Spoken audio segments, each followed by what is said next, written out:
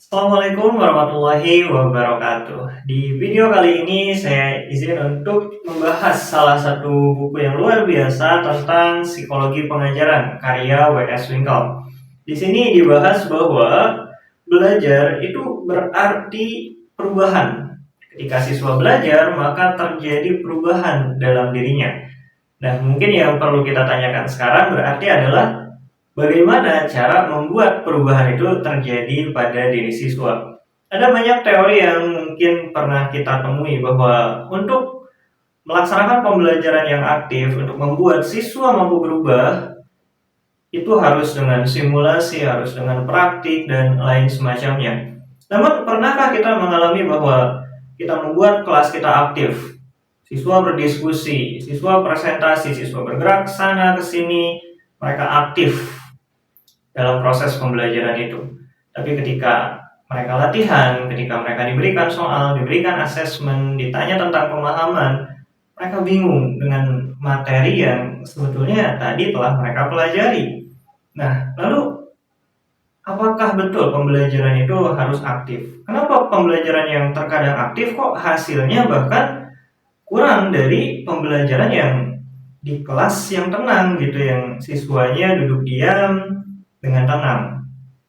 Nah, ini mungkin yang perlu kita pahami bahwa aktif itu bukan suatu aktivitas yang terlihat dari luar, tapi aktif dalam proses pembelajaran adalah suatu aktivitas yang terjadi di dalam.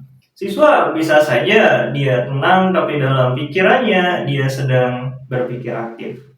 Dan aktif ini bisa berbeda-beda dalam berbagai pelajaran. Misalnya di matematika, aktif itu berarti ketika siswa menyelesaikan suatu masalah, dia gagal, dia menyelesaikan masalah lagi, maka pada saat itu siswa sebetulnya sedang aktif berpikir menyelesaikan masalah. Dalam pelajaran biologi, siswa menganalisis, membandingkan, menarik kesimpulan dari suatu fenomena, maka saat itulah siswa berpikir aktif. Tidak harus siswa presentasi, diskusi. Memang itu benar, tapi yang justru lebih penting tentang aktif ini adalah apa yang terjadi di dalam diri siswa. Di bidang sejarah misalnya, kalau menghafal tanggal, nama tokoh, itu mungkin adalah pembelajaran yang pasif.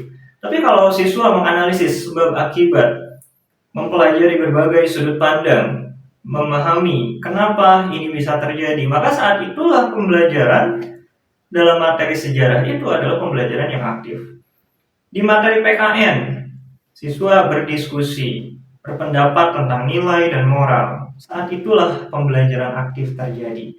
Jadi pembelajaran aktif itu tidak harus suatu aktivitas yang terlihat ramai dari luar. Siswa bergerak ke sana, ke sini, saling berbicara, presentasi, diskusi.